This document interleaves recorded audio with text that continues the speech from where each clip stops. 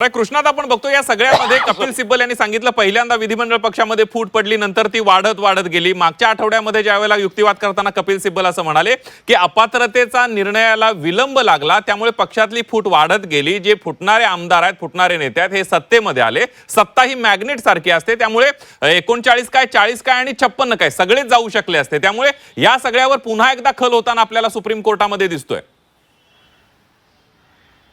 नक्कीच, कारण त्याच वेळी संदीप आणखी एक गोष्ट अधोरेखित करायला पाहिजे होती की अपात्रतेचा मुद्दा जो आहे तो घेतला गेला। त्यावेळी पक्षाकडून सांगितले गेले होते की हा निर्णय लगेच घेऊ नका जोपर्यंत पक्षाचं चिन्ह आणि पक्षाचा संदर्भातला निर्णय होत नाही, परंतु अपात्रतेचा मुद्दा जो आहे तो निर्णय घेतला गेला अपात्रतेचा आणि त्याचबरोबर पक्षाच्या चिन्हाच्या संदर्भातला, आणि त्याच्यामुळे फूट वाढत गेली अशा प्रकारचा दावा केला गेला। आणि ही पक्ष आत्ता सुप्रीम कोर्टाने देखील तो मुद्दा उपस्थित केला गेलेला आहे की ही विधिमंडळातली फूट जी आहे ती संघटनात्मक फुटीकडे वाढत गेली का, अशा प्रकारचा एक मुद्दा उपस्थित केला गेला। आणि त्याचबरोबर आता त्यांनी म्हटलेलं आहे की कठीण परिस्थितीच्या काळामध्ये लोकशाही मार्गाने निर्णय घेतला जावा, एक अत्यंत महत्त्वाची टिप्पणी यावेळी देखील केलेली पाहायला मिळते। आणि त्याचबरोबर दुसरी टिप्पणी मगाशी काही वेळापूर्वी केली गेली होती की ज्या काही संघटनात्मक गोष्टी आपण सांगत आहात कपिल सिब्बल यांना उद्देशून त्यांनी म्हटलेलं आहे की त्या आम्हाला खऱ्या वाटत आहेत, म्हणजे कुठेतरी दिलासा देण्याचा प्रयत्न जो आहे तो उद्धव ठाकरे यांच्या गटाला पाहायला मिळतोय। पण दुसरीकडे म्हणतायत की काही कठीण परिस्थितीच्या काळामध्ये लोकशाहीच्या मार्गानं हे काही निर्णय घेतले जाणं गरजेचं होतं। आणि त्याचबरोबर प्रतिज्ञापत्राचा मुद्दा यावेळी उपस्थित झालेला आहे। प्रतिज्ञापत्रांची कमी जास्त संख्या या ठिकाणी पाहायला मिळते, त्याकडे कशा पद्धतीनं पाहावं लागेल असं कोर्टाने विचारलेलं आहे। त्यावर आता कपिल सिब्बल आपला मुद्दा उपस्थित करत आहेत, मुद्दा मांडत आहेत, युक्तिवाद करताना पाहायला मिळत आहेत की प्रतिज्ञापत्रांची संख्या ही सर्वात जास्त ही शिवसेना युबीटी आणि उद्धव ठाकरे यांच्याकडे होती आणि कमी संख्या ही शिवसेना शिंदे यांच्याकडे होती। त्यामुळे जे काही मुद्दे केंद्रीय निवडणूक आयोगाकडून सुटले गेले होते ते मुद्दे सर्व अधोरेखित करण्याचा प्रयत्न आता कोर्टाकडून देखील होताना पाहायला मिळतोय। कारण प्रतिज्ञापत्राचा मुद्दा जो आतापर्यंत आला नव्हता थेट कोर्टानं तो उपस्थित केला गेलेला आहे। कोर्टाकडून सांगितले गेले की प्रतिज्ञापत्राची संख्या जी कमी जास्त होती त्या संदर्भात काय करता येईल, काय तो मुद्दा कशा पद्धतीनं खोडून काढता येईल। त्यामुळं विधिमंडळ आणि राजकीय पक्ष आम्हाला यात ग्राउंड रियालिटी बघायची आहे असं कोर्टानं आता सध्या म्हटलेलं आहे। तुम्ही सीएम झाल्यावर आपोआप सर्वजण तुमच्याकडे येतील अशा कपिल सिब्बल यांनी म्हटलेलं आहे। कारण जेव्हा सत्ता असते मगाशी तू म्हटल्याप्रमाणे सत्ता ही चुंबकाप्रमाणे असते, त्यामुळे सर्वजण एकत्र येत असतात, सत्तेच्या बाहेरचे लोक एकत्र येत असतात। त्यामुळे विधिमंडळ आणि राजकीय पक्षातली फूट जी आहे ती वेगवेगळी मानायला पाहिजे आणि त्यानुसारच निर्णय घेतला गेला पाहिजे होता असं कपिल सिब्बल यांनी यावेळी देखील म्हटलेलं गेलेलं आहे। शिंदेना फक्त आमदारांच्या संख्याबळावर मुख्यमंत्रीपद दिलं गेलं हे कपिल सिब्बल यांनी आता म्हटलेलं आहे। आणि शिंदेना सीएम पद देताना ग्राउंड रियालिटी तपासली पाहिजे असं देखील कपिल सिब्बल यांनी म्हटलेलं आहे।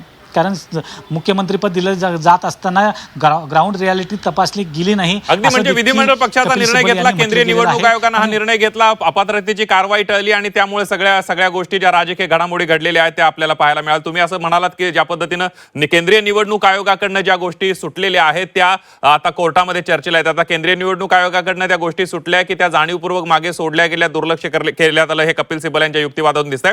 गोविंद तुपेंच्याकडे जाणार आहे। गोविंद, आपण बघतोय की कपिल सिब्बल यांनी आता ताजा युक्तिवाद करताना असं म्हटलेलं आहे की यामध्ये निवडणूक आयोगाने निकाल पहिल्यांदाच लावून ठेवलेला होता, पहिल्यांदा ध्येय ठरवायचं आणि मग नंतर येणाऱ्या तर्कांमध्ये फेरफार करायची, ज्याच्या विरोधात निकाल द्यायचा आहे त्याच्यामध्ये चुका काढायच्या, अशा प्रकारचा म्हणजे पहिल्यांदा दोन्ही बाजू ऐकून घेणं आणि फॅक्ट्सवर निकाल देणं गरजेचं असताना निवडणूक आयोगाने निकाल आधी ठरवला आणि त्यानंतर तर्कांमध्ये फेरफार केले, फॅक्ट्समध्ये चुका काढल्या, अशा प्रकारचा एक दावा कपिल सिब्बल करताना दिसतात। गोविंद, कपिल सिब्बल आजच्या युक्तिवाद करत असताना वेगवेगळे आरोप किंवा दावे जे करत आहेत त्यातला आणखी एक दावा म्हणावा लागेल। परंतु न्यायालयाने एक सगळ्यात महत्त्वाचं प्रश्नचिन्ह आता पुन्हा मी ज्या संख्याबळाच्या आधारावर बोलत होतो त्या संख्याबळावर उपस्थित करताना म्हणाले की संख्याबळ नेमकं कसं मोजायचं, कारण का आता या ठिकाणी जो निर्णय या ठिकाणी निवडणूक आयोगाने दिला तर विधानमंडळातलं जे संख्याबळ जे होतं ते जास्त होतं ते एकनाथ शिंदे यांच्याकडे आणि त्यामुळे त्यांना ते देण्यात आलं। परंतु त्याच वेळेला ही सगळी एक प्रक्रिया सुरू असताना शिवसेना उद्धव बाळासाहेब ठाकरे गटानं 19 लाख प्रतिज्ञापत्र जे आहेत ती निवडणूक आयोगाला दिली, हे सगळी सुनावणी प्रक्रियेच्या दरम्यान। पण त्याच वेळेला एकनाथ शिंदेचा पक्ष मात्र तेवढ्या प्रमाणात प्रतिज्ञापत्र देऊ शकला नाही, त्यांनी साधारणतः 4-4.5 लाख प्रतिज्ञापत्र दिली असल्याची माहिती आहे। त्यामुळे हा जो अंतर आहे, मग पक्ष संघटना जी आहे पक्ष संघटनेतला मूळ पक्ष मोजायचा की विधिमंडळातला मूळ पक्ष मोजायचा, असा सगळा जो पेच प्रसंग आहे तो आता या ठिकाणी उपस्थित राहताना पाहायला मिळतोय. परंतु परिच्छेद 15चा सोयीचा अर्थ घेत केंद्रीय निवडणूक आयोगानं पक्ष संघटना कशी मोजायची याबाबत या ठिकाणी वेगवेगळे प्रश्नचिन्ह असल्यामुळं विधानमंडळातला जो पक्ष आहे तोच पक्ष मुख्य पक्ष मानून आणि ज्यांच्याकडे बहुमत आहे ते गृहीत धरून त्यांना या ठिकाणी पूर्ण पक्ष त्याचबरोबर चिन्ह देण्यात आलं.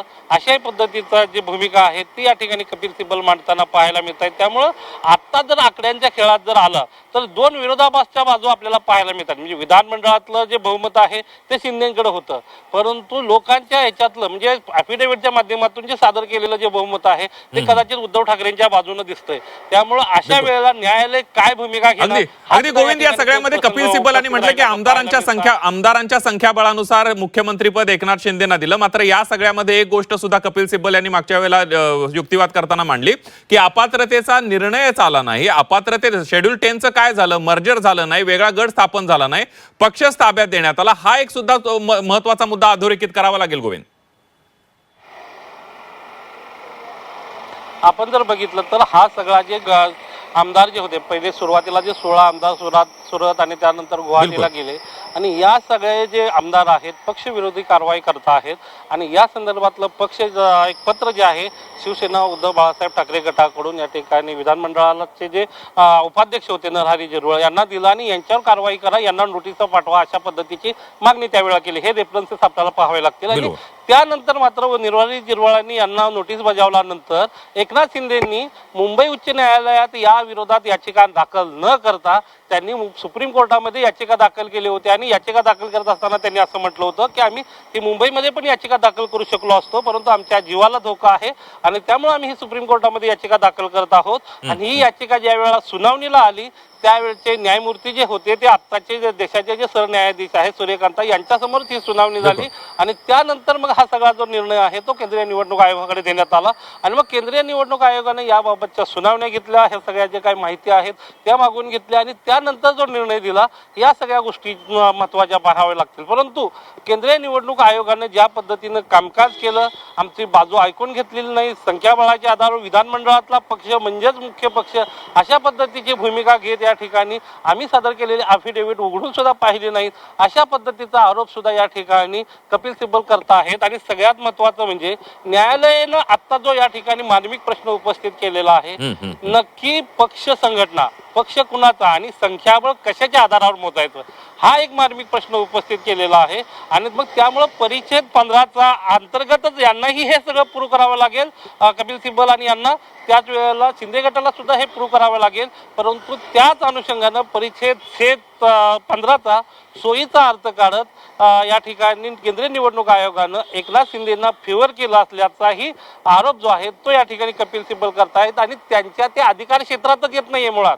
त्यांनी जे काही निर्णय दिले म्हणजे पक्ष संघटना कशी चालवावी, कशा पद्धतीनं नियुक्त कराव्यात, कशा पद्धतीनं निवडणुका घ्याव्यात या संदर्भातलं कुठलंही मार्गदर्शन केंद्रीय निवडणूक आयोग करत शकत नाही. आमच्या पक्षाच्या घटनेनुसार आणि आम्ही हे सगळ्या गोष्टी करत असतो, त्यांना सांगण्याचा अधिकार सुद्धा नाही. अशा पद्धतीचा युक्तिवाद जो आहे तो या ठिकाणी काल कपिल सिब्बलांनी केला होता. आज या ठिकाणी वेगवेगळे बाजू मांडत असताना एक सगळ्यात महत्त्वाचा मुद्दा त्यांनी उपस्थित केला. न्यायालयाने एक प्रश्न विचारला जो समाजवादी पक्षाच्या अनुषंगाने जो सुरू होता तो की अखिलेश आणि मुलायम सिंग यादव म्हणजे वडील आणि मुलामध्ये जो काही वाद सुरू होता तर त्याच्यामध्ये कोण जिंकलं, काय झालं, असाही या ठिकाणी न्यायालयानं एक मार्मिक प्रश्न या ठिकाणी उपस्थित केला. आणि एकूणच आजच्या या ठिकाणी कोर्टामध्ये जी सगळी सुनावणी सुरू आहे मुख्य न्यायमूर्तीच्या खंडपीठाच्या समोर, त्यामध्ये जोरदार युक्तिवाद जो आहे तो कपिल सिब्बल जे आहे ते करताना पाहायला मिळत आहेत. आणि कुठेतरी सकारात्मक त्यांनी जे मांडलेल्या बाजू आहेत, त्यांनी जे उपस्थित केलेले प्रश्न आहेत त्याला न्यायालयाकडून ही प्रतिसाद मिळताना पाहायला मिळतोय. परंतु निकाल काय येईल माहीत नाही, न्यायालय या ठिकाणी लेखी निकालात काय भूमिका घेईल हे सुद्धा पाहावं लागणार आहे. परंतु तुर्तास जे या ठिकाणी मुद्दे कपिल सिब्बल मांडतायत ते सर्वसामान्य माणसांना मात्र अपील होत आहेत, शिवसैनिकांच्या मनातले मुद्दे मांडतायत, असेही काही प्रतिक्रिया ज्या आहेत त्या उठताना पाहायला मिळतात.